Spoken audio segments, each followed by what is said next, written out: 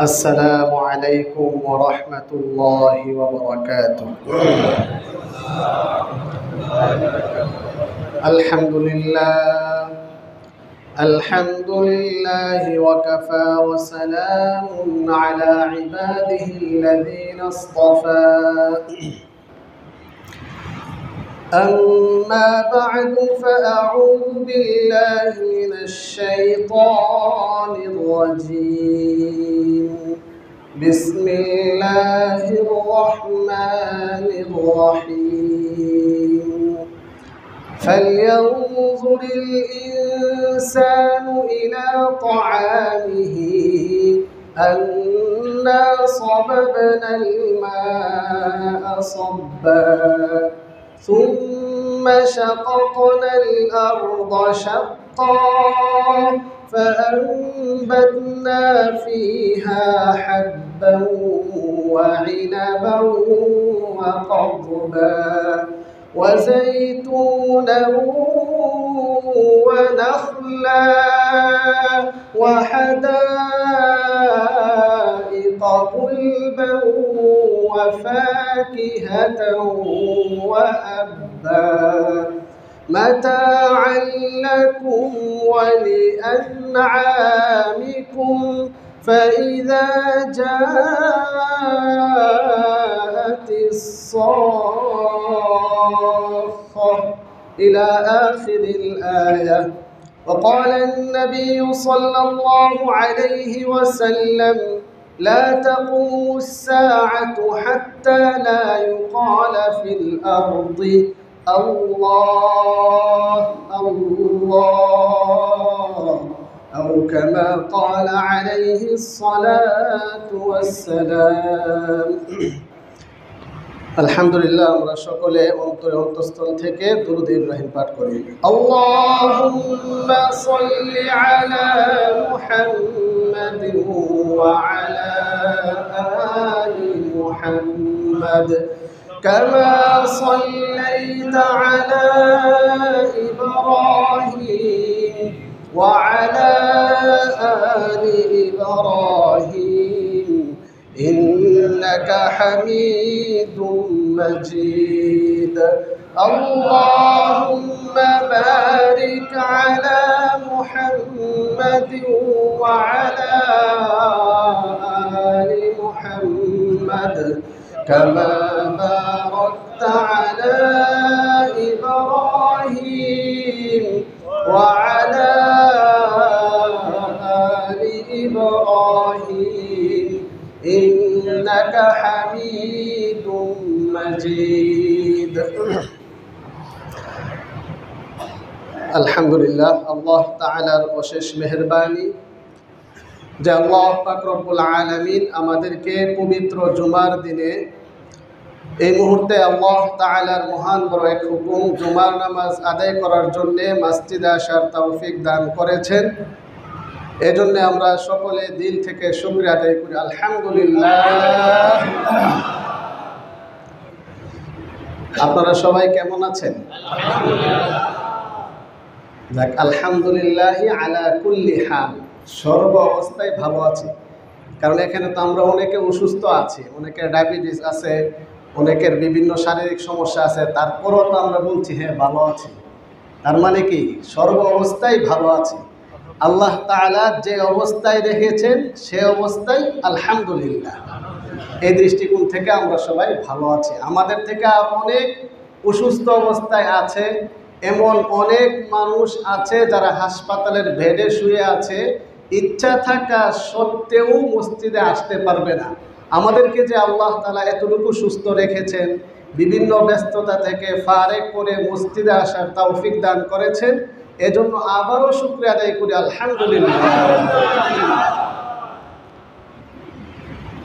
যাক, আমরা ধারাবাহিকভাবে আলোচনা আমরা করতেছিলাম ঈমান বৃদ্ধির উপকরণ সম্পর্কে। গত সপ্তাহে আমরা সৃষ্টি দর্শনে স্রষ্টা দর্শন এবং আত্মদর্শনে সত্য দর্শন সূরাতুল যারিয়াতের 21 এবং 22 নং আয়াতের আলোকে আমরা এই দুইটা সূত্র বলেছিলাম যে সৃষ্টি দর্শনে স্রষ্টা দর্শন আত্মদর্শনে সত্য দর্শন, যেখানে আল্লাহ তাআলা বলেছেন ওয়াফিল আরদি আয়াতুল লিল মুকিনিন, পৃথিবীতে রয়েছে বিশ্বাসীদের জন্য অনেক নিদর্শন।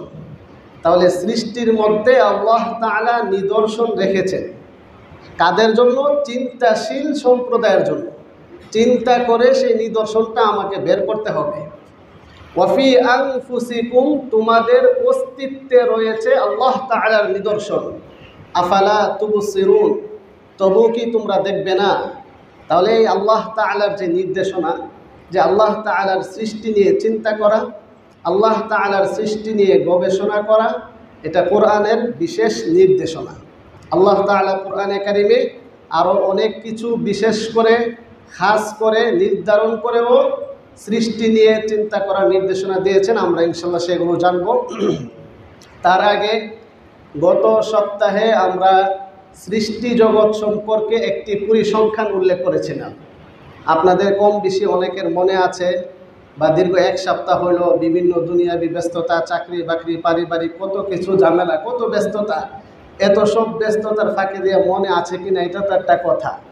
এমন কতজন পাওয়া যাবে গত সপ্তাহের আলোচনায় শুনে হুজুর যে বলল সৃষ্টি নিয়ে চিন্তা করার জন্য কোরআনের আয়াতগুলো অনুবাদ করে আমাদেরকে শোনালো। আচ্ছা আমি দেখি তো কোরআনের আয়াতগুলো পরে পরে আমি একটু চিন্তা করি, এমন সুযোগ কাহারও হয়েছে কিনা?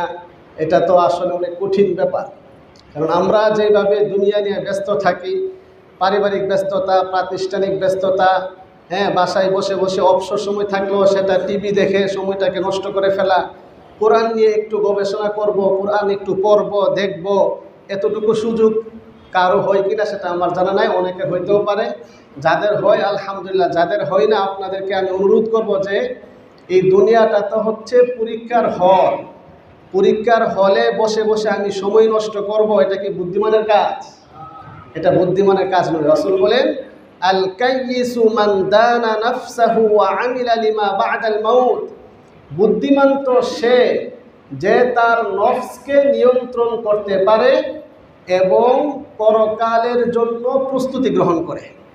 তাই আমাকে চিন্তা করতে হবে, আমি যে কাজ করছি, আমি কি অবসর সময় কাটাচ্ছি, আমি যে কাজ করছি সেটা কি পরকালের প্রস্তুতি হিসাবে হচ্ছে নাকি অনর্থক কাজ হয়ে যাচ্ছে? আল্লাহ তাআলা আমাদের সবাইকে বুদ্ধিমান হওয়ার তৌফিক দান করুন। সৃষ্টি জগতের যে পরিসংখ্যান সংক্ষিপ্তভাবে উল্লেখ করা হয়েছিল সেটা আমি আবার উল্লেখ করছি। সৃষ্টি জগৎকে আমরা দুই ভাগে ভাগ করতে পারি। বলেন কত ভাগে? দুই ভাগে। যারা সামনে বসছেন সবাই কথার জবাব দেন, কেউ ঘুমায়েন না, এদিকে আসেন, এদিকে তাকান। এই মনোযোগের সাথে খুতবা শ্রবণ করা এটি ওয়াজিব। আপনি বসে বসে অন্য চিন্তা করবেন, অন্য মনস্ক হবেন, বসে বসে ঝিমাবেন, এটা কাম্য না, এটা সুন্নাহ পদ্ধতি না। এজন্য সবাই এদিকে দৃষ্টি দেন, এদিকে তাকান, খেয়াল করেন। যখন প্রশ্ন করা হবে জবাব দিবেন। যেখানে সুবহানাল্লাহ বলতে হবে সুবহানাল্লাহ বলবেন, যেখানে আল্লাহ তাআলার বরত্ব প্রকাশ করতে হবে সেখানে উচ্চ কণ্ঠে আল্লাহু আকবার, সেখানে আল্লাহু আকবার বলে নিজের ঈমানের পরিচয় দেবেন ইনশাআল্লাহ। আল্লাহ তাআলা আমাদের সবাইকে তৌফিক দান করুন। তাহলে সৃষ্টি জগৎকে আমরা দুই ভাগে ভাগ করতে পারি। একটা হচ্ছে নিম্ন জগৎ, আরেকটি হচ্ছে ঊর্ধ্ব জগৎ।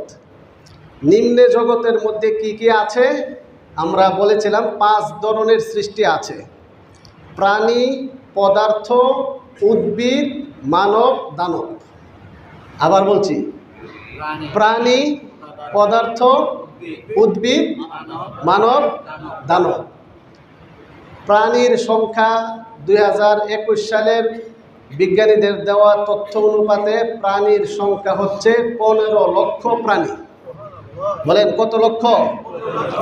সবাই একটু খেয়াল করেন, এই তথ্যগুলো একসঙ্গে মাথায় ঢুকান, তাহলে ইনশাআল্লাহ অনেক সহজ হবে আল্লাহ তাআলার সৃষ্টি দর্শন, সৃষ্টির চিন্তা, সৃষ্টির বিশালতা, সৃষ্টির বিস্তৃততা, এই বিষয়টা সহজে বোঝা সম্ভব হবে। 15 লক্ষ প্রাণী, তারপরে 118টি মৌলিক পদার্থ। বলেন পদার্থের সংখ্যা কয়টি? 118টি। উদ্ভিদের সংখ্যা হচ্ছে 33 লক্ষ। বলেন কত? 33 লক্ষ। তারপরে মানবের সংখ্যা, এগুলো সংখ্যা তো 19-20 হয়, কমে বাড়ে। হ্যাঁ, মানুষের সংখ্যা পৃথিবীতে হচ্ছে 800 কোটি প্রায়, ধরেন 19-20 আছে, কেউ বলেছে 816 কোটি, কেউ বলছে যে 800 কোটি। তো ধরেন এখন পৃথিবীতে 195টা দেশ আছে, 195টা দেশে মানুষ বসবাস করছে 800 কোটি। কথা বুঝছেন? তাহলে আমরা প্রাণীর সংখ্যা পেলাম 15 লক্ষ, পদার্থের সংখ্যা পেলাম 118টি, উদ্ভিদের সংখ্যা আমরা ধারণা পেলাম 33 লক্ষ, মানবের সংখ্যা আমরা এখন বর্তমানে ধারণা পেলাম 800 কোটি। এবার দানবের সংখ্যা কত? এটাকে বিজ্ঞান তথ্য দিতে পারবে? বিজ্ঞান তো জিনকে বিশ্বাসই করে না। এটা আপনারা কে কতটুকু জানেন এই বিষয়টা আজকে আলোচ্য বিষয় না। অনেকের জিনে ধরলে ডাক্তার কাছে নিয়ে বলে যে তার ব্রেইনের সমস্যা, জিনে ধরছে কিনা ওইটা ডাক্তার নির্ণয় করতে পারবে না। এটা এমন কোনো এক্স রে মেশিন বের হয়েছে না, বা এমন কোনো যন্ত্র আবিষ্কার হয়েছে না যে সেই যন্ত্র দিয়ে চেক করলে, থার্মোমিটার দিয়ে চেক করলে বোঝা যাবে তাকে জিনে আক্রান্ত করছে। ওইটা এমন কোনো তথ্য এখন পর্যন্ত বিজ্ঞান আবিষ্কার করতে পারে নাই। যাক, সেটা ভিন্ন আলোচনা। দানবের সংখ্যা কোরআন হাদিস থেকেও জানা যায় না। বাকি জিন্নাতের হায়াতের বিষয়টা হাদিস থেকে কিছুটা ধারণা পাওয়া যায়। সেটা হচ্ছে 1000 বছর, 900 বছর, 100 বছর পর্যন্ত তাদের হায়াত হয়ে থাকে, এতটুকু ধারণা পাওয়া যায়। তো জিন্নাত সম্পর্কে, শয়তান সম্পর্কে ইনশাল্লাহ আমরা অন্য একদিন আলোচনা করব। তাহলে মোটামুটি নিম্ন জগতের একটা পরিসংখ্যান, একটা তালিকা আমরা পেয়েছি। সেখানে আমরা আরেকটু ভিতরে ঢুকবো, তারপর আমরা কোরআন থেকে কিছু আয়াতের অনুবাদ খেয়াল করব। প্রাণী জগতের মধ্যে কোরআনে কারিমে প্রায় 30 শ্রেণীর প্রাণীর কথা উল্লেখ আছে। কত শ্রেণীর? 30। পৃথিবীর সকল প্রাণীর কথাই কোরআনে আছে, কারণ কোরআনে যেই শব্দগুলো ব্যাপক ব্যবহার করেছে, যেমন কোরআন বলছে ওয়ামা মিন দাব্বাতিন ফিল আরদি ইল্লা আলাল্লাহি রিজকুহা, পৃথিবীতে যত বিচরণশীল প্রাণী আছে সবগুলোর প্রাণীর রিজিকের দায়িত্ব আল্লাহ তাআলার উপরে। তাহলে সবগুলো প্রাণীকে রিজিক দিচ্ছেন কে? আল্লাহ তাআলা। তাহলে এখানে সবগুলো প্রাণী বললে কি 15 লক্ষ প্রাণী ঢুকে নাই? তাহলে এই আয়াতে তো 15 লক্ষ প্রাণীর কথা আছে, ঠিক আছে। কিন্তু এরপরেও কোরআন আরও কিছু খাস করে করে নাম উল্লেখ করেছে। যেমন এক্ষেত্রে বাহিমাতুন শব্দ ব্যবহার করেছে, চতুষ্পদ জন্তু, আনআম শব্দ ব্যবহার করেছে, গবাদি পশু, বুহুশুন ওয়া ইদাল বুহুশু হুশিরাত, যখন বন্য পশুগুলা একত্রিত হয়ে যাবে, কিয়ামতের বিভীষিকাময় কঠিন পরিস্থিতির বর্ণনা দিতে গিয়ে সূরাতুত তাকবীরে এই বিষয়গুলো উল্লেখ করেছেন। তাহলে এখানে বন্য পশু, তার মানে বনের মধ্যে যত প্রাণী আছে এই সবগুলো কথা এখানে আসছে। তাছাড়াও কোরআনে কারিমে কয়েকটি সূরা আলাদাভাবে উল্লেখ আছে প্রাণীর নামে। যেমন সূরাতুল বাকারা, গাভীর সূরা, বাকারাতুন মানে গাভী। সূরাতুল আনকাবুত, মাকড়সা। সূরাতুন নামলি, মৌমাছি পিপিলিকা। সূরাতুন নাহলি, মৌমাছি। সূরাতুল আনআম, গবাদি পশু। এই 6টি প্রাণীর নামে 6টি সূরা আলাদা আছে। সেই প্রাণীগুলো আল্লাহ তাআলা কোরআনে কেন উল্লেখ করেছেন, এর দ্বারা আমরা কি উপকৃত হচ্ছি, কি উদ্দেশ্য, এটাও আমাদের আজকের আলোচ্য বিষয় না, এটা অন্য একদিন। বাকি এতটুকু সূত্র আমাদের মনে রাখতে হবে। আল্লাহ তাআলা বলেন হুয়াল্লাযী খালাকা লাকুম মা ফিল আরদি জামিআ, তিনি তো সেই সত্তা যিনি পৃথিবীতে যা কিছু সৃষ্টি করেছেন তোমাদের উপকারার্থে সৃষ্টি করেছেন। সুবহানাল্লাহ। তাহলে এই সূত্র থেকে আমরা স্পষ্ট বুঝতে পারি পৃথিবীতে যত প্রাণী, যত উদ্ভিদ, যত পদার্থ, যত সৃষ্টি আছে সবগুলো কার উপকারের জন্যে? আমাদের উপকারের জন্যে, মানুষের উপকারের জন্যে। তাইলে এখান থেকে আরেকটু চিন্তা করেন, সব কিছু সৃষ্টি করা হয়েছে আমাদের উপকারের জন্যে, তাহলে আমাদেরকে সৃষ্টি করা হয়েছে কেন? আল্লাহর গোলামি করার জন্য। কথা পরিষ্কার, এতটুকু কথা ক্লিয়ার বুঝতে হবে যে এত বিশাল মহাবিশ্ব, বহু বিশ্ব সব কিছু সৃষ্টি করেছেন আমাদের উপকারের জন্যে। আমাদেরকে কি অযথা সৃষ্টি করেছেন? তাহলে আমাদেরকে সৃষ্টি করেছেন আল্লাহ তাআলার গোলামি করার জন্যে। অতএব আমরা কে কি পরিমাণ আল্লাহ তাআলার গোলামি করছি, আল্লাহ তাআলার নাফরমানি করছি কিনা, সেটা আমাদের আজকের চিন্তার বিষয়। খুব গভীরভাবে চিন্তার বিষয়। তা আসুন, সৃষ্টির যে পরিসংখ্যান বলা হয়েছে, এই প্রাণী জগতের মধ্যে আল্লাহ পাক রব্বুল আলামিন একটি প্রাণীর কথা উল্লেখ করেছেন সূরাতুল কাহফের মধ্যে, হুত। হুতের একটি অর্থ হচ্ছে মাছ, আর একটি অর্থ হচ্ছে তিমি মাছ। বিজ্ঞানীদের দেওয়া তথ্য অনুপাতে পৃথিবীতে সবচেয়ে বড় প্রাণী জগতের সবচেয়ে বড় প্রাণী হলো তিমি মাছ। এই তিমি মাছ বসবাস করে মহাসাগরে। আমরা কিছুদিন গত সপ্তাহে আলোচনা করেছিলাম সাগরের পরিসংখ্যান, পৃথিবীতে কয়টা সাগর আছে, কয়টা নদী আছে, কোনটা বড় কোনটা ছোট, সেটা আলোচনা করেছিলাম। হ্যাঁ, তো সাগরের মধ্যে তিমি মাছ বসবাস করে। একটা তিমি সাধারণত 80 থেকে 100 ফুট লম্বা হয়। খুব চিন্তা করেন, 80 থেকে 100 ফুট লম্বা হয় একটা তিমি মাছ। সবচেয়ে বড় তিমি মাছ যেটা, সেটা সাধারণত 100 থেকে 150, সর্বোচ্চ 200 টন ওজন হয়। খুব খেয়াল করেন, 200 টন ওজন হয়। প্রতিদিন সে খাবার খায় 4 টন মাছ, সে খাবার খায় প্রতিদিন। তো খুব চিন্তা করেন, 4 টন না 400 টন, যেন 400 টন, 400 টন খাবার সে প্রতিদিন খায়। সে যে মাছটা খায়, বিজ্ঞানীদের দেওয়া তথ্য অনুপাতে সেটা ক্রিল মাছ, ছোট সামুদ্রিক একটা মাছ। ওই মাছটা একসঙ্গে দলবদ্ধভাবে চলাফেরা করে, ফলে তিমি মাছের খাইতে সুবিধা হয়। একটু চিন্তা করেন, 400 টন খাবার যদি সে দৈনিক খায়, তাহলে এমন তিমি মাছের সংখ্যা কত? বিজ্ঞানীদের ধারণা বা তাদের গবেষণায় ধরা পড়েছে প্রায় কম বেশি 12,000 তিমি মাছ আছে। তো এই 12,000 তিমি মাছ যদি প্রত্যেক দিন 400 টন করে খাবার খায়, তাহলে সেই 12,000-এর কত শত টন খাবার লাগবে। এই সবগুলো খাবারের ব্যবস্থা কে করছেন? আল্লাহ তাআলা করছেন। আল্লাহ তাআলা যে রিজিকের মালিক, এত বড় বড়, এটা তো জাস্ট একটা তিমি মাছের কথা বলা হইল। এমন তিমি মাছ আছে সাগরে, এমন অসংখ্য প্রাণী আছে যেগুলা এখনো আবিষ্কারই হয়নি।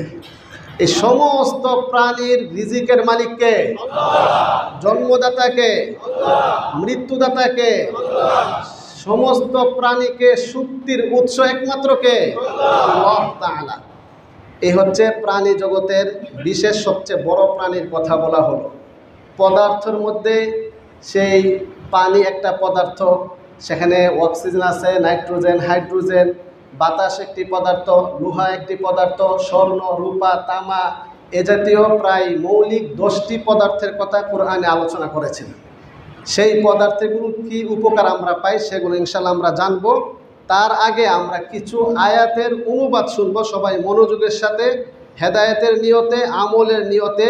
নিজের ঈমান বৃদ্ধি পাবে। ঈমান বৃদ্ধি পেলে আমরা আল্লাহ তাআলার আনুগত্য করব, তওবা করব, আর জীবনে কোনো দিন আল্লাহ তাআলার নাফরমানি করব না। আল্লাহ পাক রব্বুল আলামিন আমাদের সবাইকে তৌফিক দান করুন, আমিন। সূরাতুর রা'দ এর 2 নম্বর আয়াতে আল্লাহ পাক রব্বুল আলামিন বলেন, আউযু বিল্লাহি মিনাশ শাইতানির রাজীম, বিসমিল্লাহির রহমানির রহিম। আল্লাহুল্লাযী রাফা'আস সামাওয়াতি বিগাইরি আমাদিন তারাউনাহা। আল্লাহ তাআলা তো সেই সত্তা, রাফা'আস সামাওয়াত, যিনি আসমান সমূহকে সমুন্নত করেছেন। আসমান সমূহকে সমুন্নত কে করেছেন? আল্লাহ তাআলা। কিভাবে? বিগাইরি আমাদিন, খুঁটিবিহীন। বিগাইরি আমাদিন, খুঁটিবিহীন, স্তম্ভ ছাড়া, খুঁটি ছাড়া। এই যে এত বড় বিস্তৃত আকাশ, বিশাল মহাবিশ্ব, সেখানে কি কোনো খুঁটি আছে? আচ্ছা, তো এটার অনুবাদ 2টা। বিগাইরি আমাদিন তারাউনাহা, খুঁটি ছাড়া যিনি আসমানকে সৃষ্টি করেছেন। তারাউনাহা, যা তোমরা দেখতে পাচ্ছ। এটা গ্রামাটিক্যাল একটি অনুবাদ। গ্রামাটিক্যাল আরেকটি অনুবাদ হলো বিগাইরি আমাদিন তারাউনাহা, অদৃশ্য, দৃশ্যমান খুঁটি ছাড়া। দৃশ্যমান খুঁটি ছাড়া আসমানকে তিনি সৃষ্টি করেছেন। কথাটা খেয়াল করবেন, সূক্ষ্ম পেশ, সূক্ষ্ম চিন্তা লাগবে। হ্যাঁ, যে দৃশ্যমান খুঁটি ছাড়া, তাহলে কি বোঝা গেল? খুঁটি আছে, খুঁটি আছে, অদৃশ্য। দৃশ্যমান খুঁটি ছাড়া তিনি আসমান সৃষ্টি করেছেন, বোঝা গেল অদৃশ্য খুঁটি আছে। তাহলে অদৃশ্য খুঁটিটা কি, এটা আসেন আমরা একটু ব্যাখ্যা করি। এটার ব্যাখ্যা দুইভাবে করা যাবে, একটা ধর্মের দৃষ্টিকোণ থেকে আর একটা বিজ্ঞানের দৃষ্টিকোণ থেকে। বিজ্ঞানের দৃষ্টিকোণ থেকে আজকে থেকে 359 বছর আগে একজন বিজ্ঞানী ছিল। সেই বিজ্ঞানীর নাম কি জানেন? ইংল্যান্ডের একজন বিজ্ঞানী নিউটন। সবাই কম বেশি নাম শুনছেন না বিজ্ঞানী নিউটন? সেই বিজ্ঞানী নিউটন একদিন, সে একজন দার্শনিক ছিল, বৈজ্ঞানিক ছিল এবং গণিতবিদ ছিল। সে একদিন আপেল গাছের নিচে বসে চিন্তা করতেছে বিভিন্ন বিষয় নিয়ে। হঠাৎ দেখলো একটা আপেল গাছ থেকে নিচে একটা আপেল পড়েছে। সে চিন্তা করলো, কিরে আপেলটা নিচে পড়লো, আপেলটা তো উপরে গেল না। চিন্তাটা কেউ স্বাভাবিকভাবে শুনলে সে হাসবে, যেটা হাস্যকর কথা, আপেল তো নিচে পড়বে, উপরে যাবে কেন? কিন্তু আপনার দৃষ্টিটা ওখানে গিয়েছে কিনা, সে যে দৃষ্টি যে আপেলটা নিচে পড়লো, উপরে কেন গেল না, এ চিন্তা করে সে আবিষ্কার করলো মধ্যাকর্ষণ শক্তি। যে জমিন থেকে একটা আকর্ষণ শক্তি আছে, যে আকর্ষণ শক্তিটা টান দিয়েছে, পরে সেটা নিচের দিকে গিয়েছে, উপরের দিকে যায় নাই। এই যে সে সূত্র আবিষ্কার করেছে, এই সূত্রের উপর ভিত্তি করে অসংখ্য অগণিত জিনিস বিজ্ঞানীরা আবিষ্কার করেছে। তো এই যে একটা আকর্ষণ শক্তি, তাহলে পৃথিবী একটা গ্রহ, সেটাও তার মধ্যে আকর্ষণ শক্তি আছে, পৃথিবীর দিকে সব কিছু টানে। অতএব পৃথিবী থেকে যত দূরে বস্তুটা যাবে তত হালকা হইতে থাকবে। একটা পর্যায়ে একটা স্তর আছে, এই স্তর গিয়ে পৃথিবীর আকর্ষণ শক্তি আর সেখানে কাজ করে না। ফলে সেই অংশের মধ্যে যদি গিয়ে ওই জিনিসটা এভাবে থেমে যায়, ধরুন একটা বিমান যদি তার এই বায়ুমণ্ডলকে ভেদ করে তার উপরে আকর্ষণ শক্তির উপরে চলে যায়, বিমানের ইঞ্জিন অফ হয়ে যায়, বিমান নিচে পড়বে না, উপরে আটকে থাকবে। কেন? আকর্ষণ শক্তি এখানে নাই। এভাবে প্রত্যেকটা গ্রহ, সৌরজগৎ সহ, গ্যালাক্সি সহ, মহাবিশ্ব সব কিছু একটা আকর্ষণের ভিত্তিতে ঘুরছে। যে এই যে আকর্ষণটা, এটা একটা খুঁটি। এটা হলো বিজ্ঞানীদের ব্যাখ্যা। আর কোরআন এবং হাদিস বলছে যে এই অদৃশ্য খুঁটি হলো একজন ইমানদার। আল্লাহু আকবার।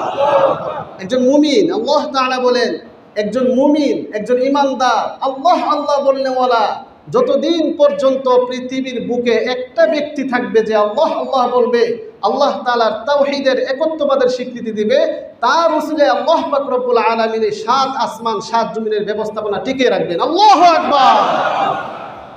আল্লাহ তাআলা হাদিসে স্পষ্ট বলেছেন, লা তাকুমুস সাআ, কিয়ামত সংঘটিত হবে না, হাত্তা লা ইউকালা ফিল আরদ আল্লাহ আল্লাহ আল্লাহ আল্লাহ। এই আল্লাহ আল্লাহ বললেওয়ালা ইমানদার, খাঁটি ইমানদার একজন যতদিন থাকবে ততদিন আল্লাহ পাক রব্বুল আলামিন এই আসমান জমিনকে টিকিয়ে রাখবেন। তাহলে এই ইমানদার হচ্ছে একটা খুঁটি।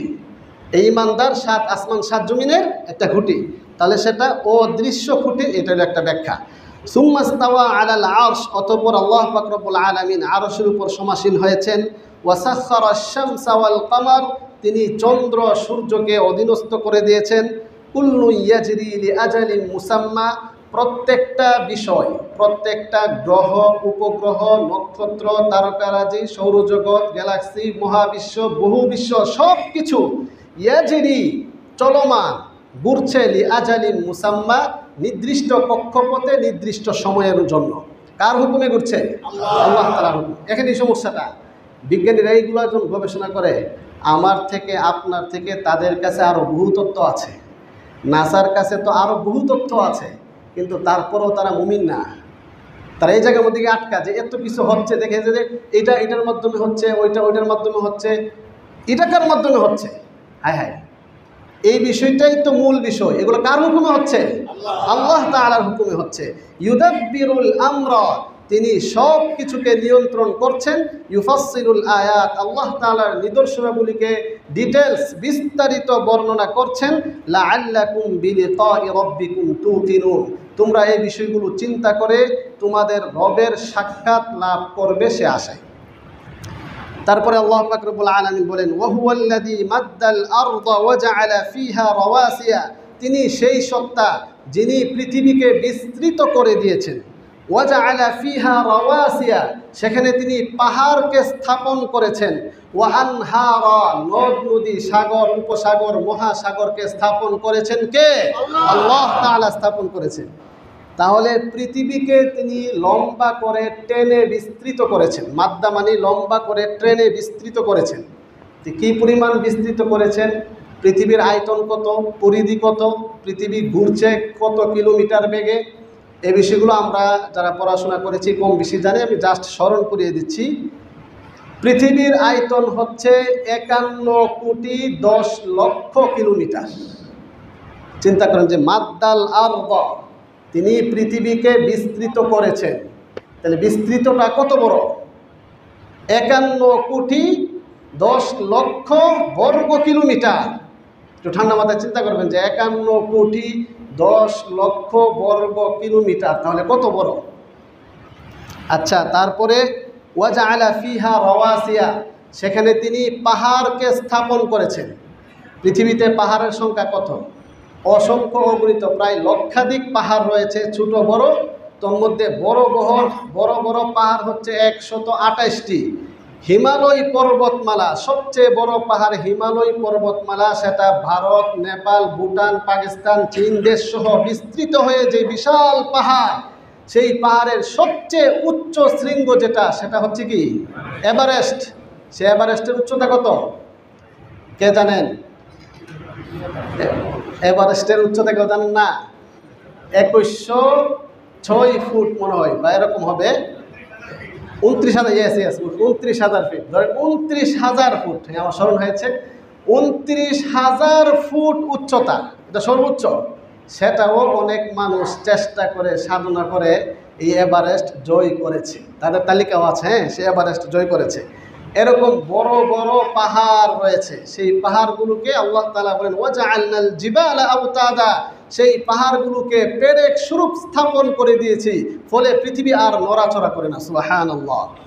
তারপরে বলেন ওয়া আনহারা, সেখানে নদ নদী, সমুদ্র, সাগর, উপসাগর, মহাসাগর স্থাপন করেছি। তো পৃথিবীতে মহাসাগর কয়টি আছে? হ্যাঁ, 7টি মহাসাগর রয়েছে। এই মহাসাগর পৃথিবীর 3 ভাগ পর্যন্ত হইল এই পানি, 1 ভাগ হচ্ছে মাটি, স্থলভাগ, জলভাগ হচ্ছে কি 3 ভাগ। সেখানে 184টা নদী রয়েছে, সেগুলো আমরা আলোচনা করছি, পুনরাবৃত্তি করতে চাচ্ছি না। যে আল্লাহ পাক রব্বুল আলামিন এত নদ নদী, সাগর, পাহাড়, পর্বত, নদী নালা স্থাপন করেছেন। ওয়া মিন কুল্লি সামারাতি, প্রত্যেক ফল ফ্রুটের মধ্যে রয়েছে জাআলা ফিহা যাওজাইন ইসনাইন, সেখানে জোড়া জোড়া তিনি করেছেন। ইউশিল লাইলান নাহারা, তিনি রাত্রকে দিনের মধ্যে প্রবেশ করান, আচ্ছাদিত করেন, রাত্র দিনকে আচ্ছাদিত করে, দিন রাত্রকে আচ্ছাদিত করে। এই যে সৃষ্টির বৈচিত্র্যতা, এই যে প্রাকৃতিক এত সুন্দর সুনিপুণ যে নিয়ম শৃঙ্খলা, ইন্না ফি যালিকা লাআয়াত, এই নিয়ম শৃঙ্খলার মধ্যে রয়েছে একাধিক নিদর্শন, লাআয়াতিন লিকাওমি ইয়াতাফাক্কারুন, কাদের জন্য? চিন্তাশীল সম্প্রদায়ের জন্য। তাহলে চিন্তা করতে হবে কিনা বলেন? আচ্ছা, ওয়াফিল আরদি কিতাউন মুতাজাবিরাত, এবং জমিনের মধ্যে রয়েছে খণ্ড খণ্ড পাশাপাশি জমিন। এক জমির মধ্যে ধান ক্ষেত চাষ হচ্ছে, আরেক জমিনে গম ক্ষেত চাষ হচ্ছে, পাশে আরেক জমিনে পাট ক্ষেত, পাশে আরেক জমিনে শাকসবজি, পাশে আরেক জমিনে ধরেন অন্য কিছু ভুট্টা ক্ষেত। এইভাবে একই জমিনের মধ্যে বিভিন্ন ধরনের ফল ফলাদি উদ্ভিদ চাষ হচ্ছে, আবার সেইগুলা মধ্য থেকে বিভিন্ন ধরনের ফল ফ্রুট আসছে। ওয়া জান্নাতুম মিন আ'নাব, আঙ্গুরের বাগান, ওয়া জারউন, শস্য ক্ষেত, ওয়া নাখিলুন, খেজুর গাছ, সিনওয়ান ওয়া গায়রু সিনওয়ান, শাখা প্রশাখা সহ, ইউসকা বিমাইন ওয়াহিদ, একই পানির সেচন করা হচ্ছে, একই পানির মাধ্যমে আল্লাহ পাক রব্বুল আলামিন সেগুলাকে এই উৎপন্ন করছেন। ওয়া নুফাদ্দিলু বা'দাহা আলা বা'দিন ফিল উকুল, সেই ফলগুলাকে, একটা ফলকে আরেকটা ফলের উপর স্বাদের দিক থেকে, বিভিন্ন ভিটামিনের দিক থেকে প্রাধান্য দিয়েছি। আল্লাহ তাআলা বলতেছেন ফলের মধ্যে একটা ফল স্বাদ বেশি, একটা ফল ভিটামিন বেশি, আর একটা ফল ভিটামিন কম। এই যে তারতম্য, বৈচিত্র্যপূর্ণ শ্রেষ্ঠত্ব কে দান করেছেন? আল্লাহ তাআলা দান করেছেন। ইন্না ফি যালিকা লাআয়াত, নিশ্চয়ই এর মধ্যে রয়েছে অনেক নিদর্শন, লিকাওমি ইয়াকিলুন, কাদের জন্যে? জ্ঞানবান ব্যক্তিদের জন্যে, যারা বুদ্ধি খাটায়, যারা কমন সেন্স ব্যবহার করে চিন্তা ফিকির করে, তাদের জন্য নিদর্শন রয়েছে। এখানে তো অনেক লম্বা আলোচনা, যে আল্লাহ তাআলা বললেন যে সমস্ত ফল ফ্রুটের মধ্যে আল্লাহ তাআলা বিভিন্ন বৈচিত্র্যপূর্ণ ভিটামিন আল্লাহ তাআলা এখানে রেখেছেন। এই যে ফলগুলোর মধ্যে একটু যদি চিন্তা করেন, আমি শুধু জাস্ট উসুলটা বলে দিচ্ছি। আম ধরেন একটা ফল, আম একটা ফল কিনা? আমের মধ্যে কত ধরনের আম আছে? ল্যাংড়া আম, হাড়িভাঙ্গা, আমরুপালি, আম আছে না? অনেক আম আছে না? সবগুলোর স্বাদ কি একরকম? এই ভিন্ন ভিন্ন স্বাদ কে দান করেছেন? আল্লাহ তাআলা দান করেছেন। কাদের জন্যে? আমাদের জন্য। আর আমাদেরকে কেন সৃষ্টি করেছেন? আল্লাহ তাআলার গোলামি করার জন্য। এই বিষয়টা মাথায় রাখবো ইনশাআল্লাহ। তারপরে আল্লাহ পাক রব্বুল আলামিন সূরাতুল আনআম ৭ নাম্বার পারার ১৯ নাম্বার পৃষ্ঠার মধ্যে আরও চমৎকারভাবে বিষয়গুলো উপস্থাপন করেছেন। পুরা পৃষ্ঠাতেই আল্লাহ তাআলা সৃষ্টির বৈচিত্র্যতা, নিয়ামত, কুদরত, রহমত, অসীম ক্ষমতার পরিচয় ধরে তুলেছেন। সেখান থেকে আংশিক পড়া হচ্ছে। আল্লাহ তাআলা বলেন সূরাতুল আনআমের এই ১০০ নং আয়াত, ৯৯ এবং ১০০-১০১ নং আয়াতে আল্লাহ তাআলা বলেন, ওয়া হুয়াল্লাযী আনজালা মিনাস সামাই মাআ, তিনি তো সেই সত্তা যিনি আসমান থেকে বৃষ্টি নাজিল করছেন। কে নাজিল করছেন? আল্লাহ। এই যে আসমান শব্দের কয়েকটা অর্থ। আসমান শব্দের একটা অর্থ হলো মেঘমালা। বৃষ্টি কোত্থেকে পড়ছে? মেঘমালা থেকে। আসমান শব্দের আরেকটি অর্থ হচ্ছে মহাশূন্য। আসমান শব্দের আরেকটি অর্থ হচ্ছে পদার্থের আকাশ, যে আকাশ বিজ্ঞান আবিষ্কার করতে পারে নাই, যে আকাশ ভেদ করে আল্লাহ রাসূল মেরাজে গিয়েছিলেন, যে আকাশের প্রথম দরওয়াজায় জিবরিল আলাইহিস সালাম গিয়ে নক করলে অপর দিক থেকে আওয়াজ এসেছিল, মান আনতা, আনা জিবরিল, ওয়া মান মাআকা, তোমার সাথে কে? মুহাম্মদ সাল্লাল্লাহু আলাইহি ওয়াসাল্লাম। ফাখরাজনা বিহি নাবাতা কুল্লি শাইইন, সব ধরনের উদ্ভিদ এই বৃষ্টির মাধ্যমে আমি উৎপন্ন করি। বলেন, সব ধরনের উদ্ভিদ বলতে ৩৩ লক্ষ। এই যে একদম মনে রাখছে, সব ধরনের উদ্ভিদ বলতে কি? সেই ৩৩ লক্ষ উদ্ভিদ আল্লাহ তাআলা উৎপন্ন করেন। ফাখরাজনা মিনহু খাদিরান, অতঃপর তার থেকে সবুজ পাতা, সবুজ শ্যামল, নুখরিজু মিনহু, তার থেকে আমি উৎপন্ন করি হাব্বাম মুতারাকিবা, সন্নি বিশিষ্ট দানা, স্তরে স্তরে সাজানো দানা। একটু খেয়াল করবেন, একটা দানের শীষ হাতে নিয়ে দেখবেন কত চমৎকারভাবে, সুনিপুণভাবে এই দানের শীষটা সাজানো। একটা গমের শীষ নিয়ে দেখবেন কত সুন্দরভাবে সাজানো। একটা ভুট্টার একটা থুকা আপনি নিয়ে দেখবেন কত চমৎকার, খুব সুন্দরভাবে সাজানো। অনেক দিন যাবৎ ভুট্টা দেখি না। কেউ যদি ভুট্টা বাজারে পান তাহলে নিয়ে আসবেন, আয়না ওইটা দেখবেন তাকায়া। আল্লাহ তাআলা বলেছেন হাব্বান মুতারাকিবা, সন্নি বিশিষ্ট, স্তরে স্তরে সাজানো, কত চমৎকার। ভুট্টার এটা দেখবেন এত সুন্দর করে একটার পর একটা ধারাবাহিকভাবে লাইন লাইন করে স্তরে স্তরে স্তরে কত সুন্দর করে সাজানো। এত সুন্দর, চমৎকার, আকর্ষণীয়ভাবে, চিত্তাকর্ষক, মনোমুগ্ধর করে কে সাজিয়েছেন? আল্লাহ তাআলা সাজিয়েছেন। আল্লাহ তাআলা হাব্বান মুতারাকিবা ওয়া মিনান নাখলি মিন তালইহা কিনওয়ানুন দানিয়াতুন, খেজুর গাছ থেকে বিভিন্ন এই যে থুকা থুকা করে এত সুন্দরভাবে খেজুর গাছ, ওয়া জান্নাতিন মিন আ'নাব, আঙ্গুরের বাগান, ওয়া জাইতুন, জলপাই, ওয়া রুম্মান, বেদানা, আনার, ডালিম, কত সুন্দর আনার, বেদানা আল্লাহ তাআলা সৃষ্টি করেছেন। মুস্তাবিহান, সাদৃশ্যপূর্ণ, ওয়া গায়রা মুতাশাবিহান, অসাদৃশ্যপূর্ণ। কিছু কিছু ফল আছে একটার সাথে আরেকটা সাদৃশ্যপূর্ণ, দেখতে একই রকম দেখা যায়।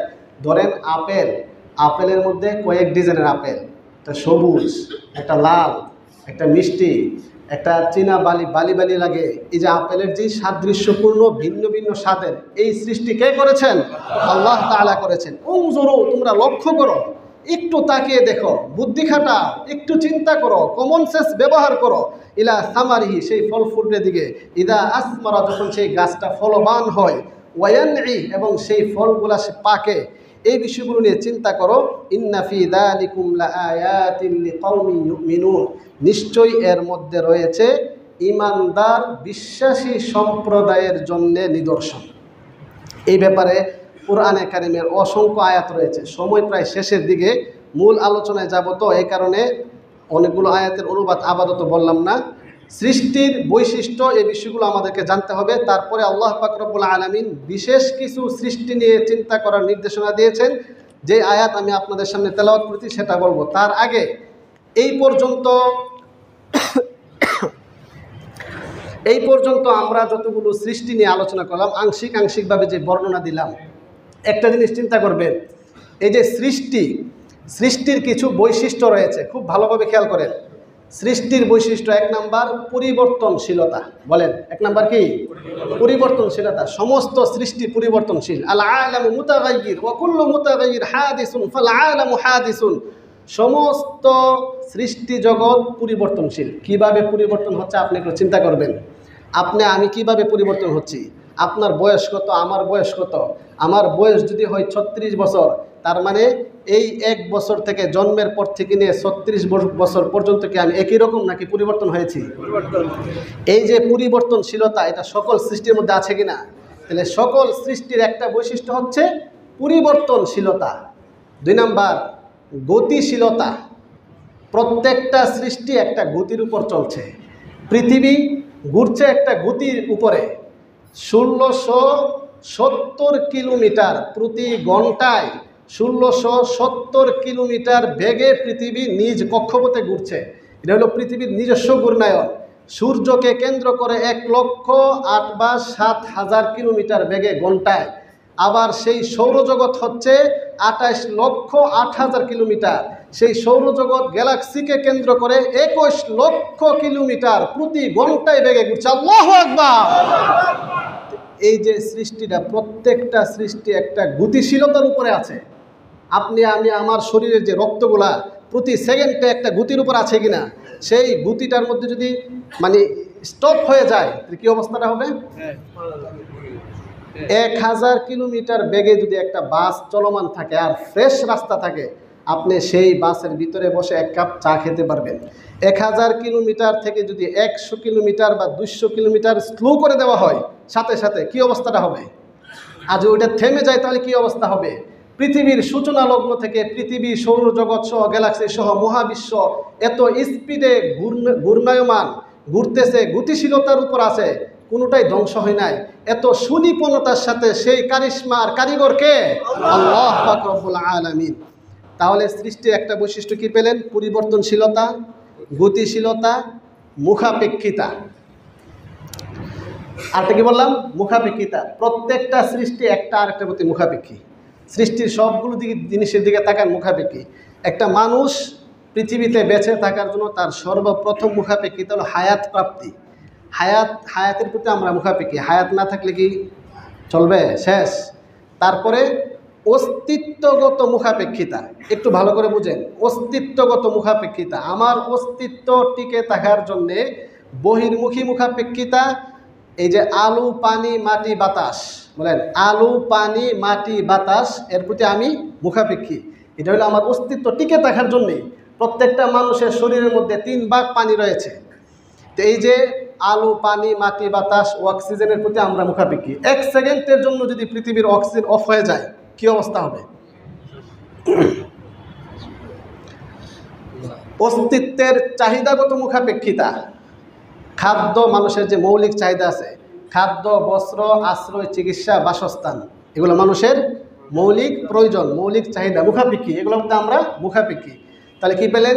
পরিবর্তনশীলতা, গতিশীলতা, মুখাপেক্ষিতা। আরেকটি রয়েছে যেটা প্রথমে বলা হয়েছিল, সেটা হলো অস্তিত্বহীনতা। সৃষ্টি মানে ছিল না, পরে আসছে। আমরা এখানে যারা আছি, বলেন 100 বছর আগে এখানে কেউ ছিলাম আমরা? এখানে কেউ আছেন? 100 বছর হয়েছে, হাত তুলেন। 100 বছর কেউ আছেন? নাই। তাহলে আশা করা যে নাই। তাহলে 100 বছর আগে আমরা এই গ্যারান্টি দিতে পারি, 100 বছর আগে আমরা কেউ ছিলাম না। আমাদেরকে এই অস্তিত্বহীনতা থেকে অস্তিত্ব দান করেছেন কে? আল্লাহ পাক রব্বুল আলামিন। এই ব্যাপারে অনেকগুলো কোরআনে আয়াত আছে, সবগুলি পরে পরে অনুবাদ করলে অনেক সময় লাগবে, দেখেন। তাহলে অস্তিত্বহীনতা থেকে, তারপরে পরিবর্তনশীলতা, গতিশীলতা, মুখাপেক্ষিতা, তারপরে ধ্বংসশীলতা। সৃষ্টি মানেই ধ্বংস হবে। পরিবর্তন হইতে হইতে হইতে হইতে একটা গতির উপর আসে, সেটা কি হয়ে যাবে? ধ্বংস হয়ে যাবে। আমার হায়াত শেষ হবে, আমার হায়াত 60 বছর, তাহলে 1 থেকে নিয়ে 60 বছর পর্যন্ত আমার গতি পরিবর্তন, 60 বছর পরে আমি শেষ। এভাবে পৃথিবীর সকল সৃষ্টি কি হয়ে যায়? আস্তে আস্তে ধ্বংস হয়ে যায়। আল্লাহ বলেছেন, কুল্লু মান আলাইহা ফানিউ ওয়া ইয়াবকা ওয়াজহু রাব্বিকা যুল জালালি ওয়াল ইকরাম ফাবিআইয়ি আলাই রাব্বিকুমা তুকাযযিবান। আল্লাহু আকবার। পৃথিবীর সব কিছু ধ্বংস হয়ে যাবে, একমাত্র আল্লাহ তাআলার অস্তিত্বই টিকে থাকবে। তাহলে আমরা বুঝতে পারলাম কি?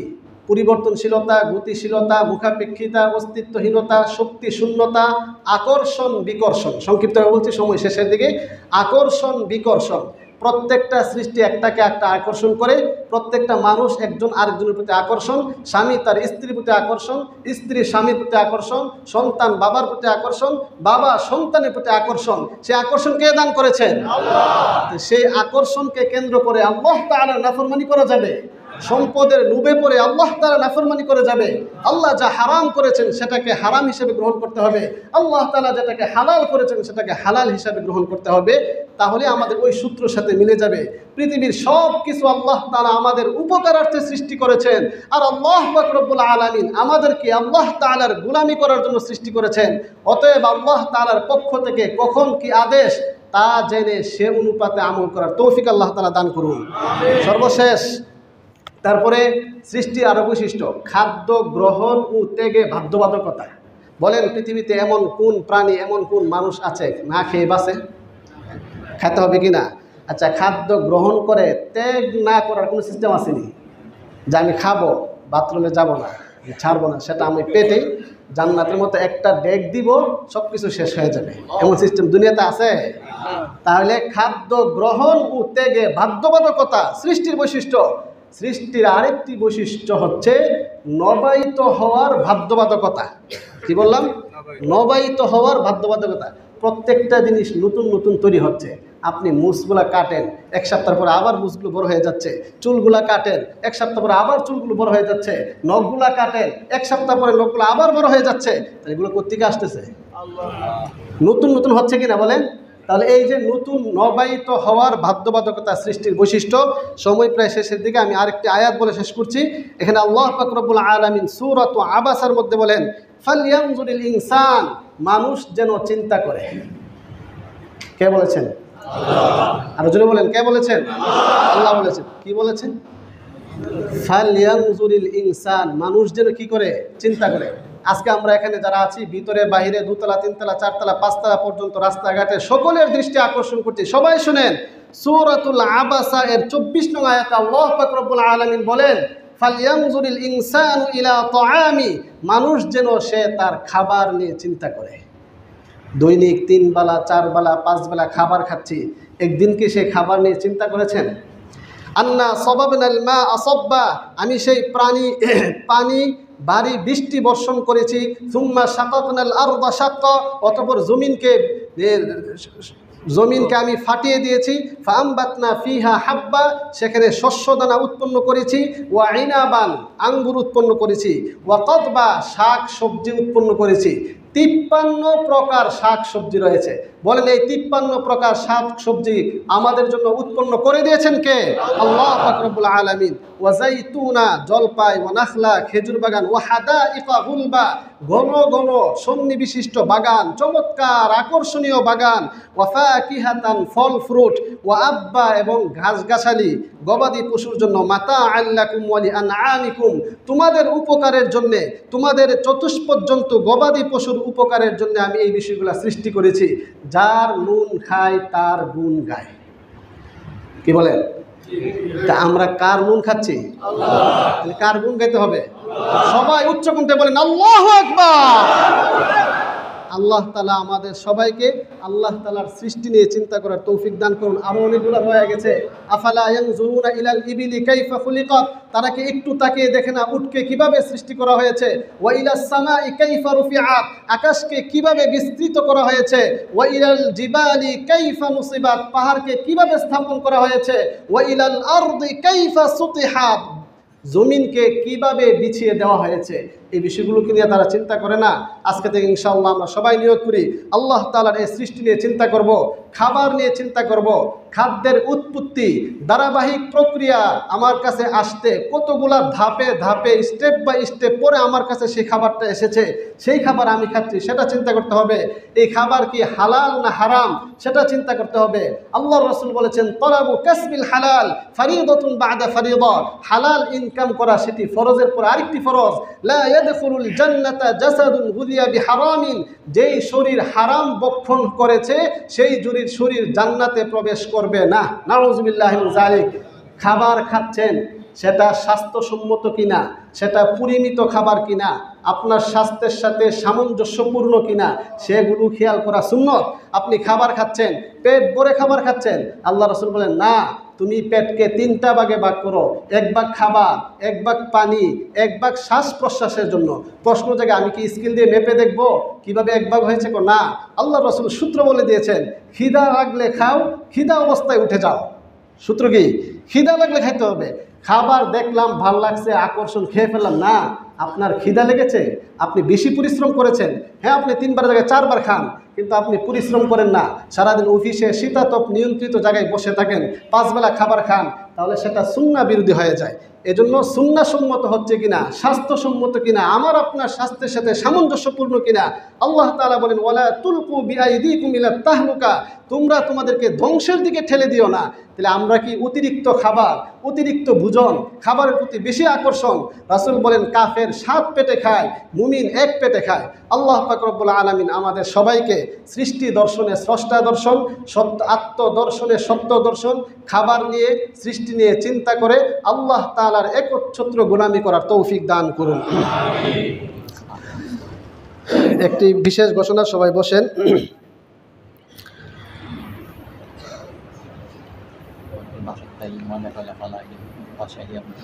একটা বিষয় খেয়াল করেন যে আল্লাহ পাক রব্বুল আলামিন বলেছেন ইন্নাল্লাহা নাযীফ ইউহিব্বুন নাযাফা, নিশ্চয় আল্লাহ পাক রব্বুল আলামিন পরিষ্কার পরিচ্ছন্নতাকে পছন্দ করেন। আত-তুহুরু শাতরুল ঈমান, পরিষ্কার পরিচ্ছন্নতা পবিত্রতা ঈমানের অংশ। এজন্য আপনারা সবাই এখানে যারা আছেন, বাহিরে ভিতরে সহ সবার দৃষ্টি আকর্ষণ করছি, আমরা অনেক সময় দেখা যায় বিভিন্ন বাসা থেকে জানালা দিয়ে আমরা ময়লা ফেলাই। বলেন আপনি একজন মুসলিম হয়ে আপনি রাস্তা দিয়ে একটা কলার ছিলকা ফালাইলেন রাস্তার মধ্যে, আর রাস্তার মধ্যে একটা মানুষ কলার ছিলকার মধ্যে পড়ে পিছলে খেয়ে পড়ে গেল, এর জন্য সব কার হবে? হ্যাঁ, সব হবে, গুনাহ হবে। আল্লাহ রাসূল বলেন আল মুসলিমু মান সালিমাল মুসলিমুনা মিন লিসানিহি ওয়া ইয়াদিহি, প্রকৃত মুসলিম তো সে যার হাত ও জবান থেকে অপর মুসলিম নিরাপদ থাকে। অতএব সবাইকে এই বিষয়টি ময়লা যথাস্থানে ফেলানো সেটাই বুদ্ধিমানের কাজ। আপনার নীতি নৈতিকতা, ইসলাম, আপনার মুমিন, ইসলামের পরিচয় দিয়ে আমরা কেউই রাস্তাঘাটে ময়লা ফেলাবো না ইনশাআল্লাহ। সবাই রাজি আছে ইনশাআল্লাহ? সবাই হাত তুলে ওয়াদা করতে পারি ইনশাআল্লাহ? আল্লাহ আমাদের সবাইকে পরিষ্কার পরিচ্ছন্ন থাকার তৌফিক দান করুন, যথাস্থানে ময়লা ফেলানোর তৌফিক দান করুন। মসজিদের উত্তর পাশে এখানে সিবারি অনেকগুলো ময়লা পড়ে গেছে।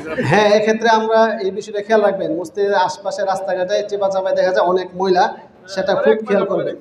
নির্দিষ্ট জায়গায় ময়লা ফেলাবেন, আপনি আপনার বাসার থেকে ময়লা এসে যেন নিয়ে যায় সেই ব্যবস্থা করবেন। আল্লাহ তাআলা